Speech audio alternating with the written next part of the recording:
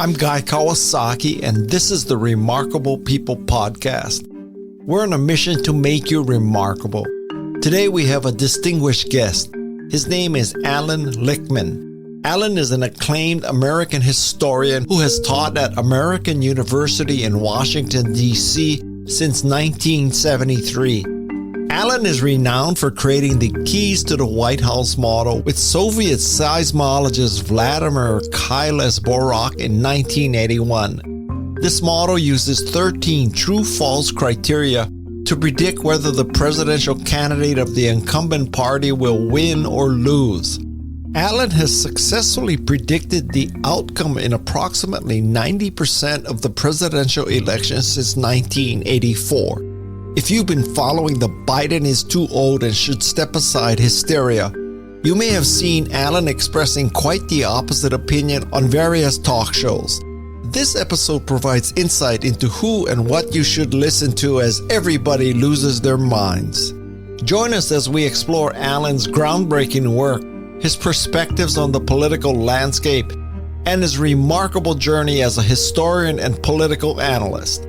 I'm Guy Kawasaki. This is Remarkable People, and now here's a remarkable Allan Lichtman. Please walk me through how working with a Russian seismologist and earthquake predictor leads to you becoming this election predictor. Very good. So the keys to the White House are the alternative to the conventional wisdom of the polls and the pundits that lead us down the primrose path of error, as we saw, for example, in 2016. The keys tap into the structure of how elections really work by gauging the strength and performance of the White House party. And I'd love to tell you I came across the keys by ruining my eyes in the archives of deep contemplation. But if I were to tell you that, to quote the late not-so-great Richard Nixon, that would be wrong.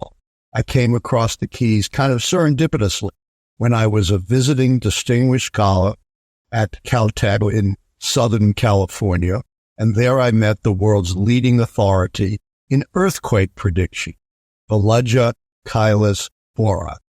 And it was his idea that we should collaborate.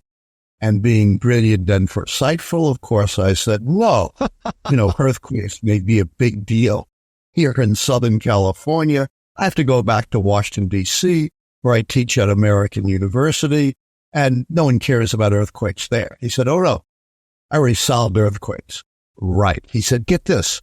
In 1963, he was a member of the Soviet scientific delegation that came to Washington and negotiated the most important treaty in the history of the world. It's the treaty while we're still here, the nuclear testbed treaty that stopped us from poisoning our atmosphere, our oceans, and our soil. And he said in Washington, he fell in love with politics and always wanted to use his methods of earthquake prediction to predict. But he said, look, we live in the Soviet Union. Forget it. Elections, it's supreme leader or off with your head. But you, he said to me, are an expert in the presidency and U.S. history. So we became the odd couple of political research. And indeed, we reconceptualized elections in earthquake terms, not as, remember, this is 1981, not as Carter versus Reagan, liberal versus conservative, Republican versus Democrat, but as stability, the White House party stays in power, earthquake, the White House party is turned out of power. And with that in mind, we looked at every American presidential election from the horse and buggy days of politics, the election of Abraham Lincoln in 1860 to the election of Ronald Reagan in 1980. And we used the methods of earthquake prediction, of pattern recognition, to see what patterns are associated with stability and earthquake, guided by my insight that elections are basically votes up or down on the strength and performance of the White House party. And we found the best separation between stability and earthquake with 13 key questions, the 13 keys to the White House, which are true-false statements about the strength and performance of the White House party, where an answer of true always favors stability. And we came up with a simple decision rule. You don't even have to take your shoes off to use the system. If 6 keys are false, you have earthquake. If fewer than 6 are false, you have tsunami.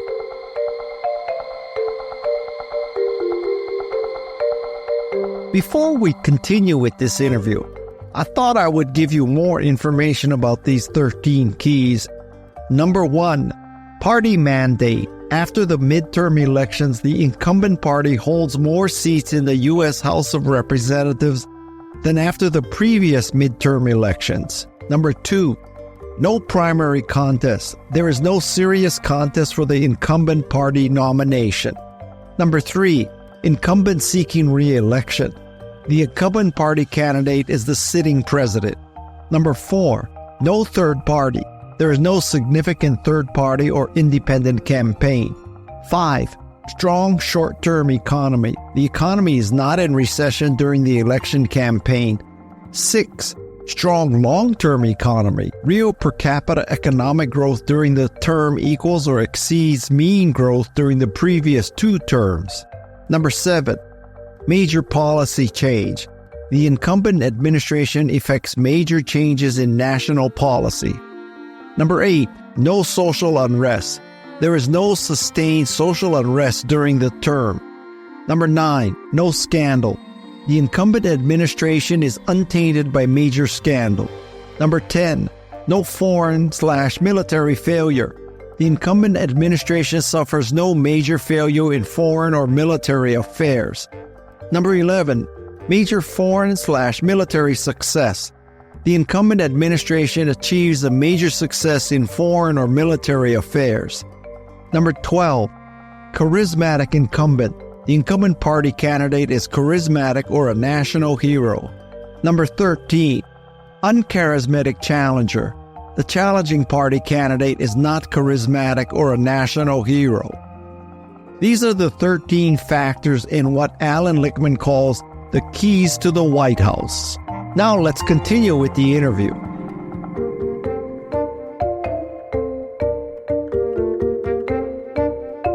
So then, in this world, what function do polls serve? They serve to mislead us. A couple of things about polls. First of all, they're snapshots. They're not predictors. They're abused as predictors.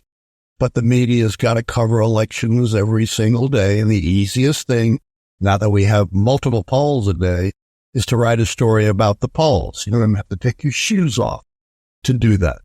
But look at how often the snapshot polls give you inaccurate prediction.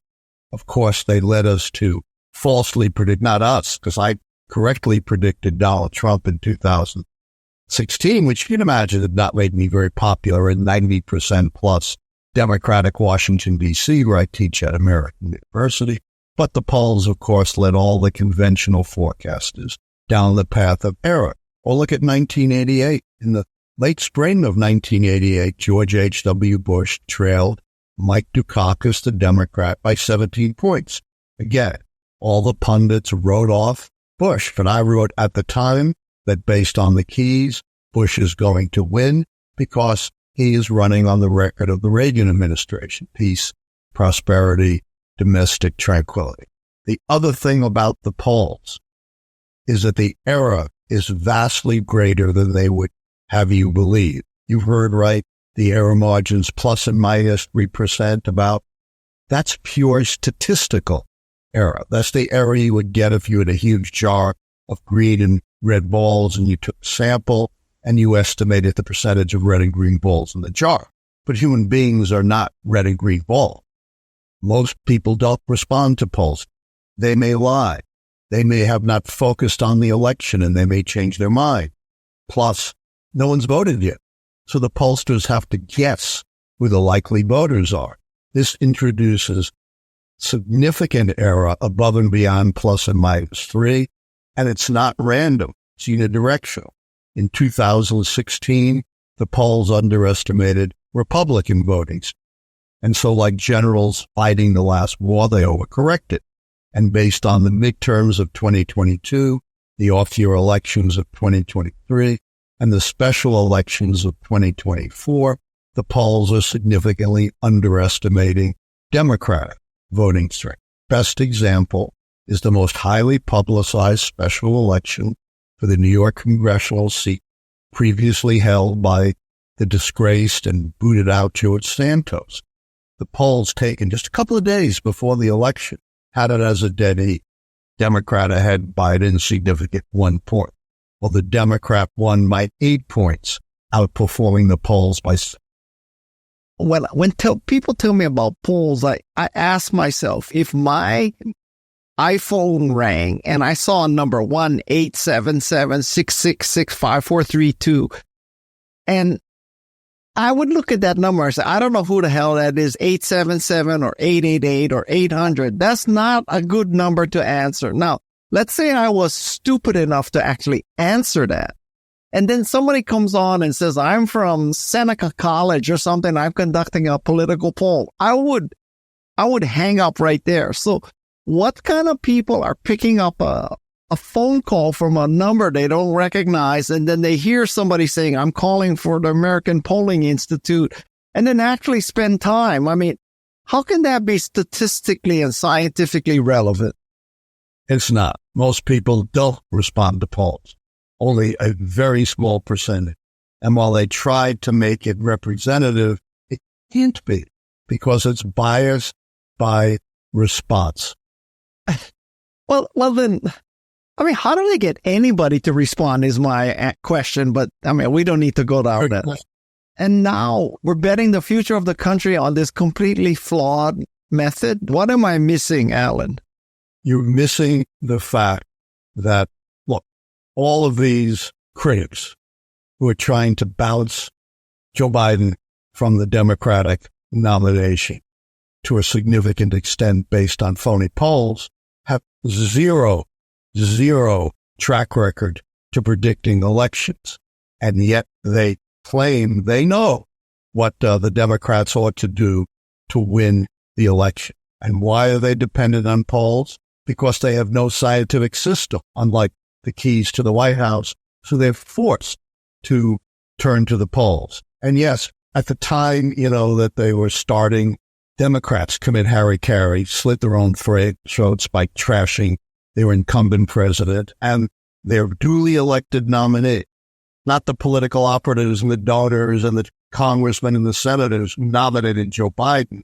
It's the Democratic voters, 87% of them. So because they have no method for predicting elections, the only thing they have is the polls. And guess what? Because they're snapshots, they've shifted. The most recent polls from Ipsos and Washington Post, ABC, showed Donald Trump and Joe Biden well after the debate in a dead heat. There were some new swing state polls, which show swing states moving towards Biden. A recent poll showed Biden ahead in Wisconsin and Michigan and in striking distance in Arizona. Plus, of course, different polls give you different answers. So you can pick any poll you want to prove anything that you believe. Sounds a little bit like the Vietnam War or the Bible, but yeah, I digress. So, yes, you. With your 13 keys, can't someone make the case that because of that's so binary, it's true or false, but aren't they also subjective? Yes. When I first developed the keys, the professional forecasting profession blasted me. I've committed the ultimate sin of forecasting, the sin of subjectivity. And I had a couple of answers. One, human beings are not red and green balls, and you have to make judgments. It's not subjectivity, it's judgments. And historians make judgments all the time. Two, it's not random judgments. When you read my book, Predicting the Next President, 2024, which is the 8th edition of the book, you'll see every key, including the so-called subjective ones, is carefully defined. Plus, I have answered each question from 1860 to the present. So the next answer has to be consistent.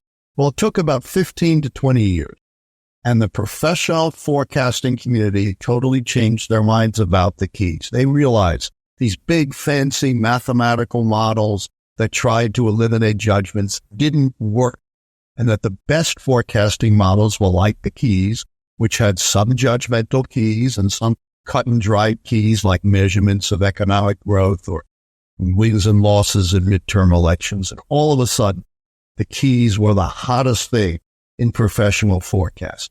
I twice keynoted the International Forecasting Summit. I published in the Journal of Applied Forecasting, in the scholarly International Journal of Forecast. The keys were presented by the American Political Science Association as a classic model of forecasting. I won the Steckler Award for courage in forecasting.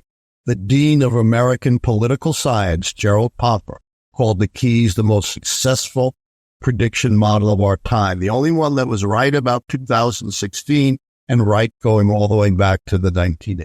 Despite all of this, I get a lot of unformed commentary about the alleged subjectivity of the keys. So when I see these talking heads on CNN or MSNBC, or I don't watch Fox, so I'm predisposed towards one kind of talking head.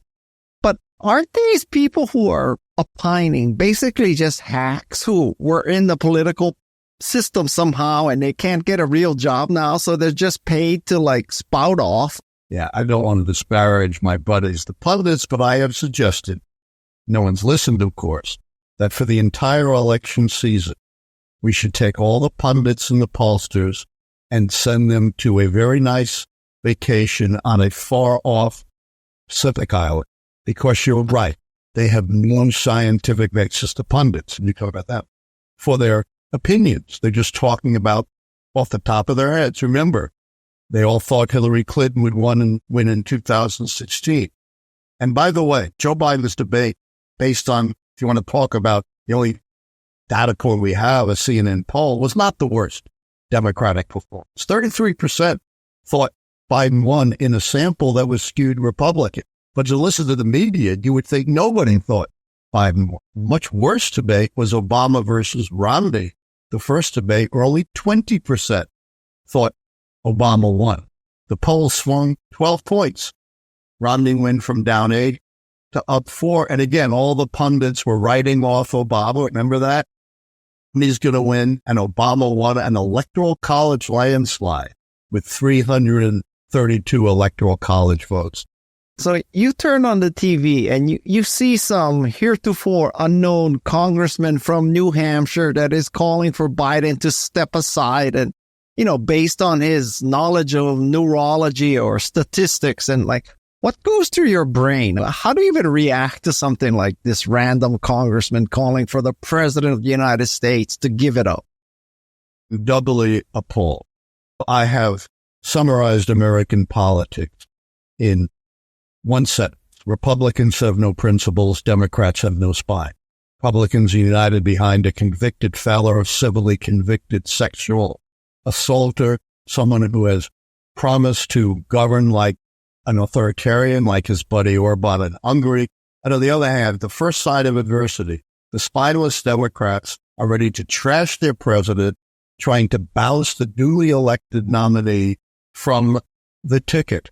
And they're doing it all out in public. I've never seen, and I've studied elections from the founding to the present, a party so willing to slit its own throat right out there in public.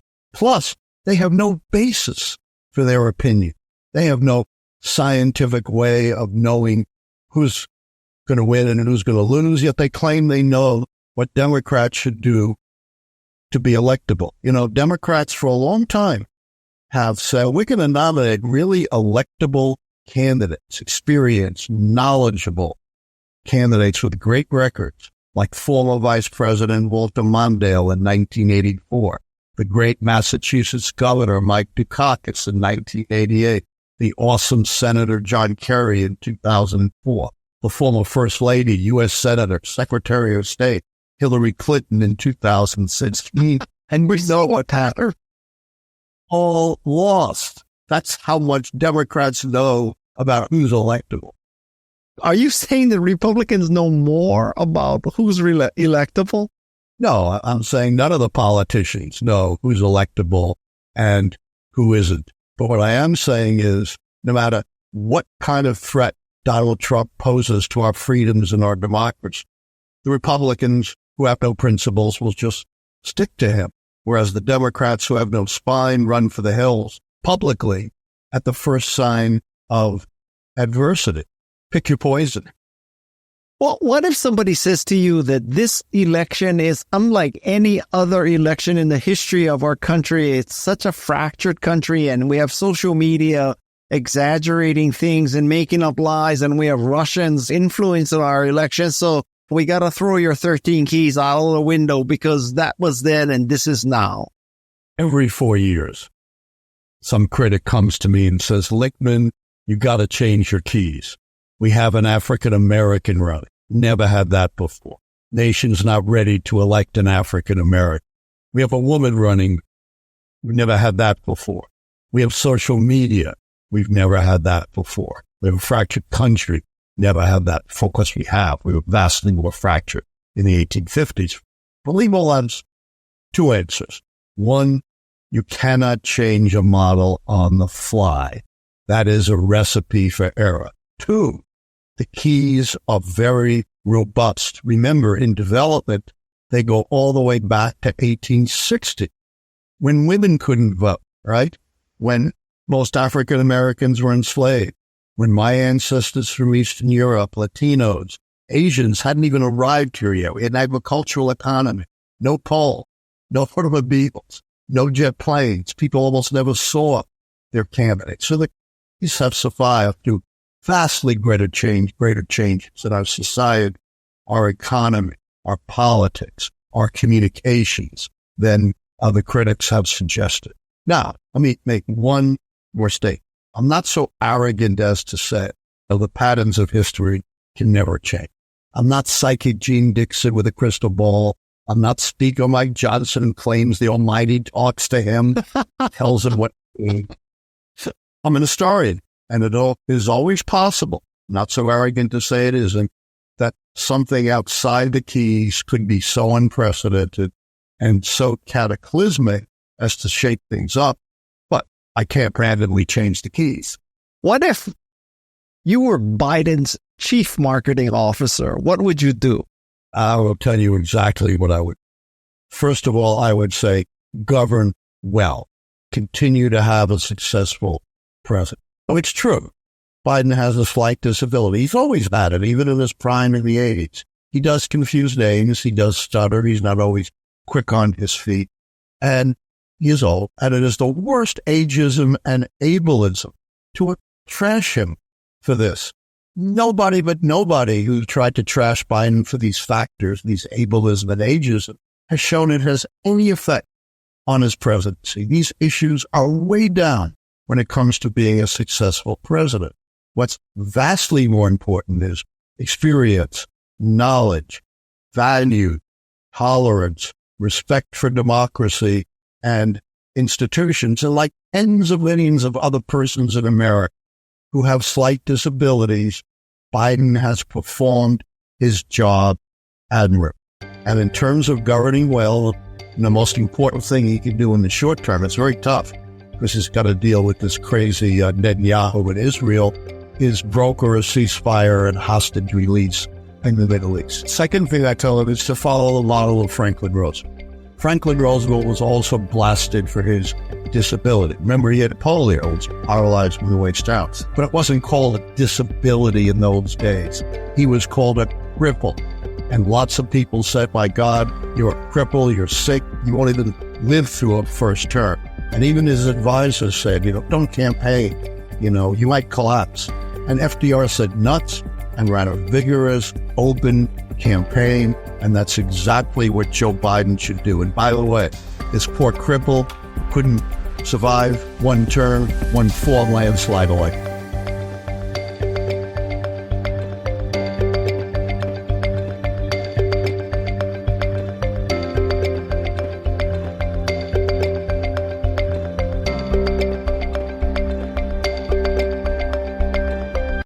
You're still the CMO, so what would your slogan for Biden be? My slogan for Biden would be that success counts and we have vision for the future counts, not bombast. Yeah, I'm afraid most Americans don't know what the word bombast means, though. Just watch Donald Trump and he's the poster child for bombast. If I were CMO of the Democratic Party, my slogan for Biden would be vote for Trump and lose your vagina, but that's different. That's not going to be it. The media has been incredibly complicit. Well, I get newsfeed. And the vast majority of the coverage of the debate is Biden faltering, legitimate. But Trump had actually a vastly worse debate in terms of the future of the country. He's lying his way to the presidency. One lie in the debate for every 1 minute and 20 to 30 seconds, and huge lies about January 6th, about the 2020 election, about Roe versus Wade. And he made it clear in the debate that he was going to be an authoritarian. Why wasn't that at least equally covered? Plus, in terms of this ableism, the media is nitpicking everything Biden has to say. Again, I open my news feed. Biden answered for 1 hour difficult, hostile questions. He didn't falter. He was knowledgeable. He was competent. He answered in a way that was good for the world and the country. Why wasn't that the headline? Instead, the headline was, Biden mistakes Zelensky for Putin. A small gaffe that has nothing to do with anything. Biden's doing these gaffes for 40 years, and that's the headline story. Now, the media is ultimately complicit with Donald Trump, and let me tell you, the media will rue the day if Donald Trump gets elected, because what's one of the first things he's going to do is shut down the... When I was listening last night, I was saying to myself, there is no way Donald Trump could have answered these questions with as much authority and insight as what Biden did. There's not even close. He would have just said, I'll end the war in Ukraine in a week, right? Right. He couldn't have answered one of those questions, much less all of them, with the same competence and ability and knowledge as Joe Biden. That should have been the story. Instead, the story is these minor gaffes which mean nothing and feed into this horrible discriminatory ableism myth about Joe Biden. By the way, what about Donald Trump's gaffes? He mistook Marla Maples, his own wife, for E. Jean Carroll. He confused Nikki Haley with Nancy Pelosi. He talked about protecting airports during the Revolutionary War. He called his wife Mercedes. He ranted incoherently about, would you rather be killed by a shark or electrocution? Things as bad or worse than Joe Biden, and he's got an almost complete pass on this. It's just awful. As a historian, do you see parallels between Trump and Hitler, or are we just making shit up here? Yeah, I never use Hitler comparisons. Hitler is a unique. The real comparison is Orban in Hungary, and he's openly embraced Orban, who's destroyed the free press, destroyed his opposition. That's the model we need to follow for Trump. And in terms of the media complicity, it is not just the evil people who wreak havoc on this world. It is the good people who don't do enough to stop them. Did not Elie Wiesel teach us that, right? Absolutely, and that is the burden of history. Yeah. And we need to pay real attention to the danger that Donald Trump poses to our freedoms and democracy. And he's absolutely open about it. It's not some secret. As one of his apologists say, he's not serious, he's just joking. That's what they said about the Access Hollywood tape. He's not serious. It's just locker room talk. He doesn't assault women. Guess what? A jury unanimously found he had done to E. Jean Carroll exactly the kind of sexual assault he talked about in the Access Hollywood tape. Okay, let's suppose Trump wins and he does all this stuff and Now you can't have an abortion, you can't have birth control, you can't have IVF, LGBTQ plus people are being reprogrammed, immigrants are deported or imprisoned, just everything happens. Project 2025 happens. Do you see this as 4 years of just dystopia and then people are going to get disgusted and throw them all out? Or this is just going to continue and get worse and worse and Ivanka is the next president and off we go and the total deterioration of America? Or is this going to be an aberration we're going to bounce back from? Democracy is precious, but like all precious things, it can be destroyed. Throughout human history, democracy was very rare. But then you had the golden age of democracy right after World War I, when you had about 24 democracies. That was cut more than in half by the 1940s. Then you had the second golden age of democracy in the late 20th century, and the 21st century has been one era of backslide. Fewer than 10% of the world's peoples live in fully functioning democracies. So absolutely, if Donald Trump becomes president, covered by immunity that the Supreme Court has given, it's not just going to be 4 years. Even if Trump dies during that period, the whole Republican Party is now Trump's Republican Party. Forget about mainstream old-fashioned Republicans. They are all gone. And remember, democracy typically dies from within. The great Nobel Prize-winning novelist Sinclair Lewis wrote a novel decades ago called It Can Happen Here. And the burden was, it can happen here just as it's happened to so many other countries. Do you think you're on the Trump or Project 2025 enemies list? I have no idea, but it certainly wouldn't surprise me. At one point, Trump really liked me. When I was virtually alone in predicting his 2016 win, I got a note on the Washington Post interview where I predicted his win. And it said, "Congrats, Professor. Good call." And in big Sharpie letters, Donald J. Trump. But I haven't heard from him. Let's suppose you are on the enemies list. Would you be flattered or fearful? Probably be flattered. I'm too old to be fearful. Okay, I want you to complete this story. You and Nate Silver walk into a bar. Now finish the story. What happens in the bar? And Nat Silver apologizes to me for inaccurately predicting elections when I haven't, and said, "I'm getting off the wagon.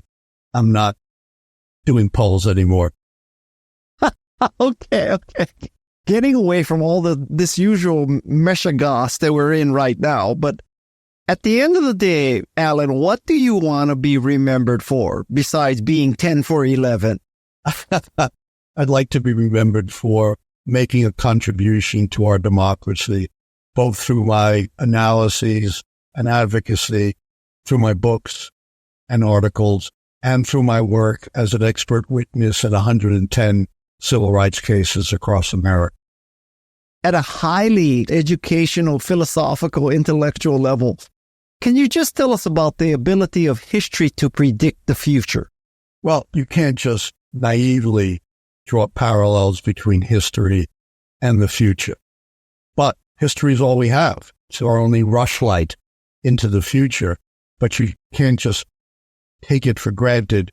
You have to do analysis, develop a model, develop a decision rule, and show that the model has worked both retrospectively and, of course, most importantly, predictively. That's why I say to all of these pundits and donors and Democratic officials and operatives, if you don't have a successful track record in having a model that works over time, no one should listen to you. I promise this is my last question. So as of this moment, as of this day in July, you're predicting that Joe Biden would get reelected. Wrong. I really need to be clear about that. Okay. A lot of folks have misinterpreted me. I have not made a final prediction. I will make my final prediction after the Democratic convention in August. But I have said, based on my system and shutting out all the rest of this noise, that a lot would have to go wrong for Biden to lose. It could happen, but a lot would have to go wrong. But Check back with me after the Democratic convention for my final prediction. What could go wrong between now and August? Oh, a lot could go wrong. We could have an explosion of social unrest. We could have terrible reverses in the two wars. We could have RFK Jr. really gain traction. I'm not saying any of those things are going to happen. I think they're long shots, but those are the kinds of things. Okay. If you want to follow the keys in my analyses, check in at my live show every Tuesday and Thursday at 9 p.m. Eastern. And you could find it by looking up at Allan Lichtman YouTube. That's ALLANLICHTMAN YouTube. Tuesdays and Thursdays, 9 p.m. Eastern. This interview was recorded on Friday, July 12, 2024. I am recording this introduction on Saturday, July 13th, 2024, a few hours after the assassination attempt on Donald Trump. My God, we live in interesting times. I'm having difficulty not coming to the conclusion that we must be living in a simulation. You just cannot make this kind of stuff up. I hope you found this interview educational. I hope it gives you a different perspective on how to interpret polls and predictions for the presidential election of 2024. And when you watch people on TV or YouTube or TikTok or wherever you get your news, just keep in mind what Allan said about how people are using polls and the quality of the information that polls communicate.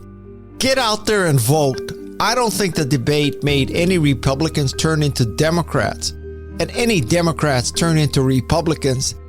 This election is going to be decided by the undecideds. I hope you decide. It's only the future of our country that's at stake. Clearly, the baby boomers are not going to solve all the problems. It's in your court. I'm Guy Kawasaki. This is Remarkable People.